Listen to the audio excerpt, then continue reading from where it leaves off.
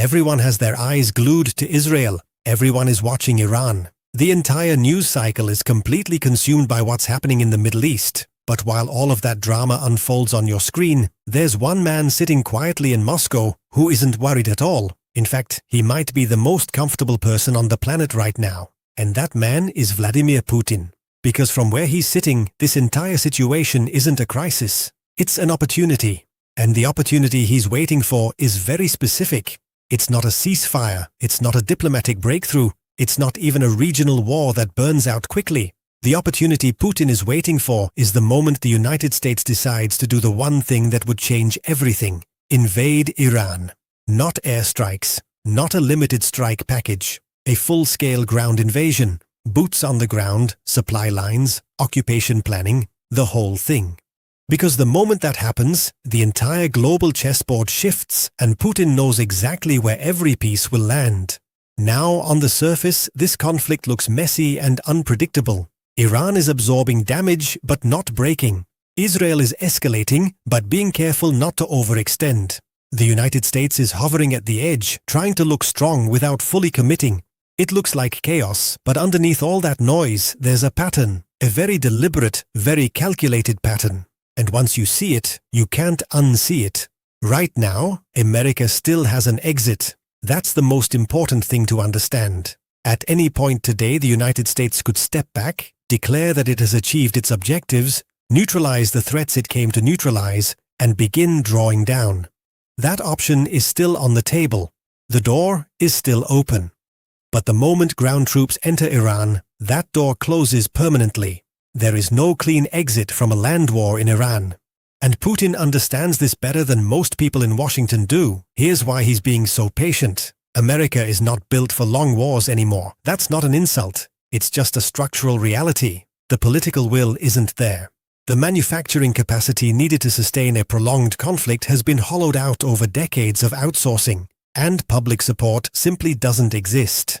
Even before any major escalation, a significant portion of the American public is already against deeper involvement, and history is very clear on what happens when a country enters a war without the backing of its own people. It does not end well. It never ends well. Now look at the other side of that equation. For Iran, this isn't a geopolitical calculation. This is existential. When a country believes it's fighting for its very survival, something shifts.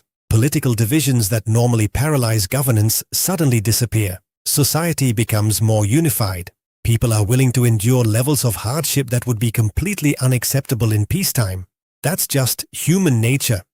And it creates an asymmetry that's genuinely dangerous for whoever is on the other side of it. You have a superpower with limited patience fighting against a nation that's prepared to absorb pain indefinitely. That combination has broken empires before, and Putin is not trying to fix this imbalance, he's trying to make it worse. Think about what he gains if the United States stays limited and contained. Nothing. The situation stays manageable. Ukraine remains the primary focus of Western attention. Europe stays engaged and supportive. Russia faces the full weight of opposition. But the moment the United States commits to a full invasion of Iran, everything changes. Attention gets split, resources get stretched across multiple theaters, and suddenly, the most powerful military alliance in modern history is trying to fight everywhere at once. This is how empires decline, not through a single catastrophic defeat that everyone can point to, but through overextension. Through the slow, grinding accumulation of commitments that individually seem manageable but collectively become impossible to sustain.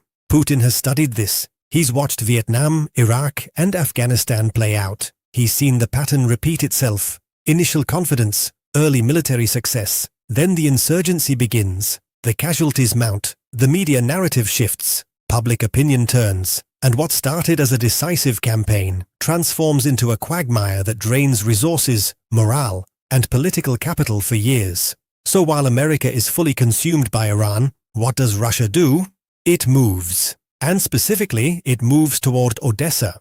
Because Odessa is not just another city on a map, it's the strategic prize that would secure Russia's long-term position in Ukraine and give it control over a critical stretch of the Black Sea coast. Right now, Europe is able to sustain its support for Ukraine because the United States is engaged and focused. But if American attention and resources pivot entirely to the Middle East, Europe is suddenly standing alone. And the uncomfortable reality is that Europe on its own probably cannot maintain that level of support indefinitely. Russia gets a window, and in geopolitics, a window is all you need. But the consequences don't stop at Ukraine. A full American invasion of Iran triggers a chain reaction that reaches every corner of the global system. Energy markets go into shock. The Strait of Hormuz, through which a significant portion of the world's oil supply passes, becomes a contested zone. Trade routes that have operated with relative stability for decades suddenly become uncertain. And when energy and trade become unstable, every government on the planet is forced to make new calculations about its own security and its own survival. This leads to something much larger than any single conflict. It accelerates the breakdown of the globalized order that the world has been operating under for the past several decades. That system, where trade is open, supply chains are global, and security is largely underwritten by American power, only functions when that power is stable, focused, and credible. The moment it becomes visibly overstretched, the foundation starts to crack.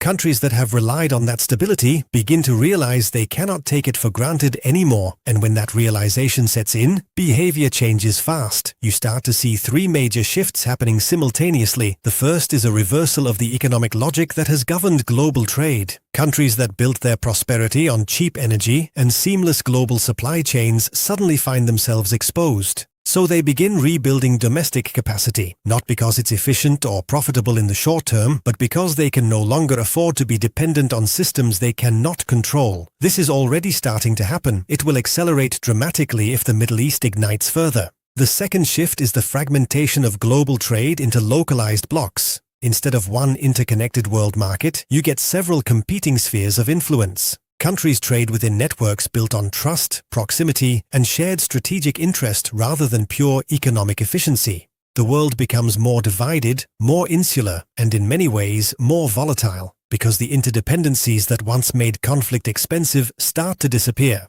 The third and most dangerous shift is remilitarization. When the global system weakens and the guarantor of that system is visibly struggling, every country has to start thinking about its own defense. Defense budgets increase, armies expand, nations that have grown comfortable with the idea that someone else will provide security start preparing to provide it themselves. And once that process begins at a global scale, the risk of miscalculation, of accidents escalating into conflicts that nobody actually wanted, rises sharply. From Putin's perspective, every single one of these shifts is a benefit, because what they collectively represent is the dismantling of the system that has constrained Russian power and ambition for the past 30 years. A fragmented world with competing power centers and weakened international institutions is a world where Russia can operate with far more freedom. It can pursue its regional objectives without facing unified Western opposition. It can use its energy resources as genuine leverage rather than just economic tools. And it can position itself as a pole in a multipolar world rather than a challenger to a unipolar one. This is why patience is his strategy. He doesn't need to escalate. He doesn't need to take risks. He doesn't need to do anything dramatic at all. All he needs to do is wait, because the longer the situation continues without resolution, the more likely it becomes that the United States makes a mistake. And that mistake, specifically the decision to invade Iran with ground forces, hands him everything he has been working toward. People who dismiss the difficulty of fighting Iran are making the same mistake that has been made before every single conflict that turned into a disaster. They look at the numbers on paper, they see the technological gap, they see the difference in firepower, and they assume that translates directly into a quick, decisive outcome. But wars are not fought on paper. They are fought on terrain. They are fought through logistics. They are fought through the willpower of people who believe they are defending their homes and their families against an invading force. Iran has geographic depth that is extraordinarily difficult to control. It has a military structure deliberately designed to decentralize and survive a technologically superior assault. It has spent decades developing asymmetric capabilities, drones, missile systems, and proxy networks, specifically with this scenario in mind. Even a military victory, if one could be achieved, would be the beginning of the problem rather than the end of it. because then you're managing an occupation in one of the most strategically complex regions on Earth, and history offers no encouraging examples of how that goes. So when you zoom all the way out and look at the complete picture, what you see is not a chaotic and unpredictable situation.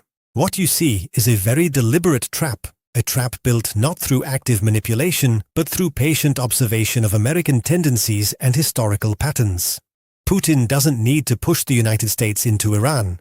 He just needs to watch and wait while the dynamics of the situation pull it in that direction on their own. The critical thing to understand is that nothing about this outcome is inevitable. It depends on decisions, specific, conscious decisions made by specific people in the coming days and weeks.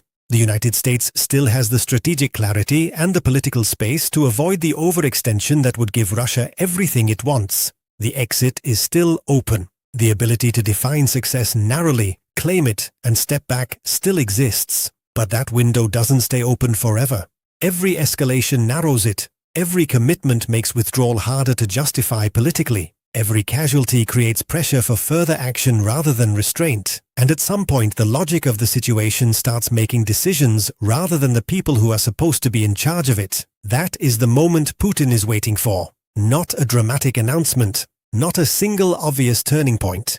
Just the quiet, almost imperceptible crossing of a threshold after which the United States is fully committed and the window has closed. And when that happens, the question is no longer whether America can win a battle. The question is whether it can sustain a global position while fighting multiple wars simultaneously, while its economy strains, while its public loses patience, and while its rivals use every minute of its distraction to reshape the world in their favor.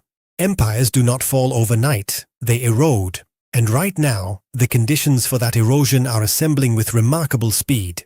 The real question is whether anyone in a position to stop it is paying attention to the right thing. Because right now, almost everyone is watching Iran and Israel, and almost nobody is watching the man in Moscow who is watching all of it and smiling.